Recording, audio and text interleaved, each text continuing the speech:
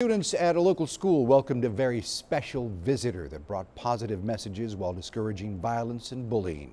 This morning, a member of the world-famous Harlem Globetrotters visited the Kostoryz Elementary to show kids how to team up at school. This is a program designed by the world-renowned ambassadors of goodwill, the Globetrotters, and in partnership with the National Campaign to Stop Violence to help the youth in our schools and communities.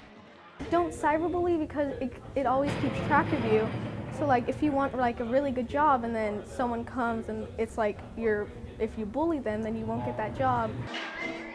Great kid there. Globetrotter Orlando El Gato Melendez interacted with the kids with his signature ball handling skills and focused on the program T.E.A.M, which stands for Talk, Emphasize, Ask, and Mobilize. This is the 93rd season of the Harlem Globetrotters, bringing the program to the community.